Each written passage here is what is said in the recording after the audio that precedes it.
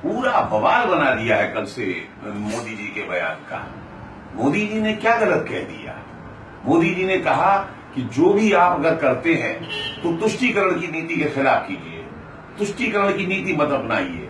उन्होंने ये कहा कि अगर आप कब्रिस्तान के लिए जगह देते हैं तो शमशान के लिए भी जगह दीजिए। उन्होंने ये कहा कि बिजली अगर आप ईद के दिन भी देते हैं तो आप होली के दिन भी उसी तरह से बिजली दीजिए। इसमें क्या गलत है? ये हो रहा है। मैं खुद यूपी का रहने वाला हूं।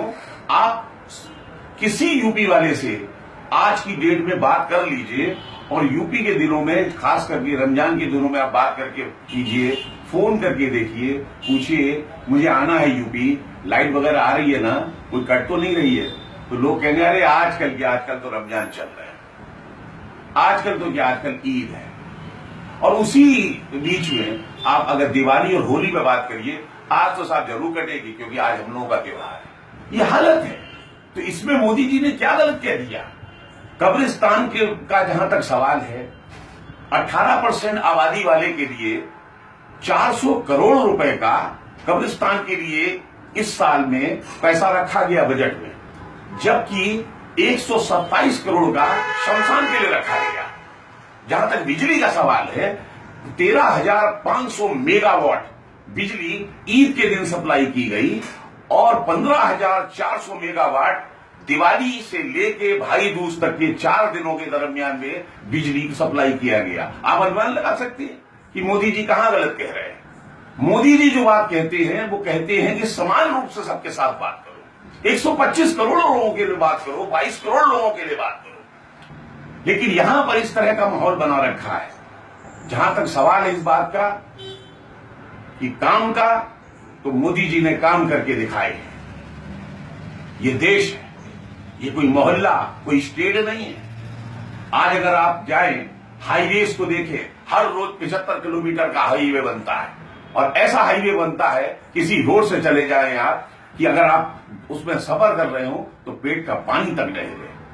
जहां तक सवाल है भ्रष्टाचारियों का, उनमें डर बैठा हुआ है कि पता नहीं कब कौन सा कानून किस तरह से राष्ट्र के नाम पर मोदी जी संबोधित कर दे। आतंकवाद का जहां तक सवाल है, आपको याद होगा पहले बॉम्बे में बम फटा करते थे, बनारस में बम फटा करते थे, यूपी में बम फटा करते थे, बेंगलोर में बम फटा करते थे, दिल्ली के अंदर बम फटा करते थे, मेन मार्केटों में बम फटा करते थे, मंदिरों में बम फटा करते थे, मस्जिदों में बम फटा करते थे। आज की डेट में आतंकवाद को केवल कश्मीर तक सीमित कर दिया गया है। यहां तक आने की जरूरत ही नहीं महसूस कर दी है। इसको कहते हैं काम, इसको कहते हैं अच्छे दिन, इसको कहते हैं काम बोलता है।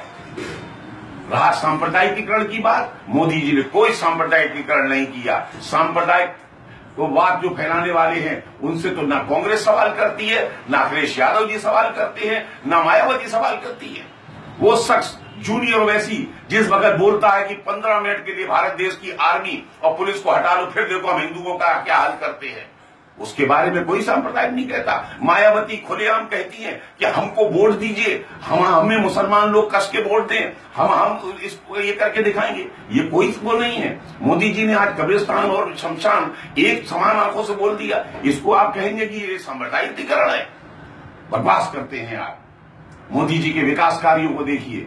और तो और आज सबसे बड़ा जो घटिया, अगर आज समाजवादी पार्टी के नेता राजेंद्र चौधरी साहब ने बोला है कि मोदी आतंकवादी है, वो आदमी के लिए आप आतंकवादी बोलते हो? जो राष्ट्रभक्ति के लिए सराबोर है, उस आदमी के लिए आतंकवादी कहते हो? जो सुबह से लेकर शाम तक 20 घंटे इस देश के लिए सेवा करता है, उस आदमी के लिए आतंकवादी कहते हो? जिसने अपना घर बार परिवार सबको छोड़ दिया, उस आदमी के लिए आतंकवादी कहते हो? जो कभी भी अपने लिए कुछ भी काम नहीं करता, कोई पैसा अपने लिए लगता, उस आदमी के लिए आतंकवादी कहते हो? हाँ, वो आतंकवादी है। आतंकवादी है वो विकास कार्यों में जो वादा डालता है उसके लिए आतंकवादी है। विदेशी आक्रमणकारियों के लिए वो आतंकवादी है। वो आतंकवादी है कि अगर आपके देश में कोई आतंकवाद करने आता, उनका जवाब देने के लिए वो आतंकवादी है। सर्जिकल स्ट्राइक करने के लिए वो आतंकवादी है। वो पाकिस्तान जो हमेशा पिछले कई सालों से परमाणु बम की हमको धमकियां देते रहता था और रोज हमला करने की बात करता था, उसको नरेंद्र मोदी ने उसके घर में घुस के जाके मारा। इसको बोलते हैं असली आतंकवाद। किसको हम आतंकवादी बोलते हैं? अगर नरेंद्र मोदी को इस तरीके की बात आप कहते हैं, हाँ वो आतंकवादी है। मेरे देशवासियों, ऐसा प्रधानमंत्री नहीं मिलेगा गलती मत कर जाना, उत्तर प्रदेश वासियों भूल के गलती मत कर देना, क्योंकि आपके हाथ में इस वक्त पूरा देश की बागडोर है। आपकी एक गलती इस देश को गर्त में भी ले जा सकती है। इसलिए याद रखिए, ये सम्मान की लड़ाई है, आपके वजूद की लड़ाई है, और वहां की सारी जनता इस बात को पूरी तरीके से ध्यान रखे।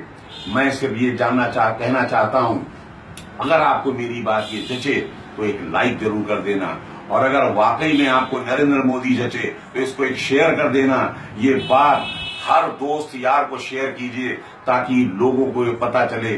और अगर आप वाकई में मोदी और वाकई में इस देश के लिए करना चाहते हैं, शेयर करके इसको ऐसा फैलाइए कि लोगों की जुबान पर ये पहुंच जाए। अगर इस देश के लिए चाहिए तो केवल मोदी, मोदी ही मोदी। जय हिंद, जय भारत।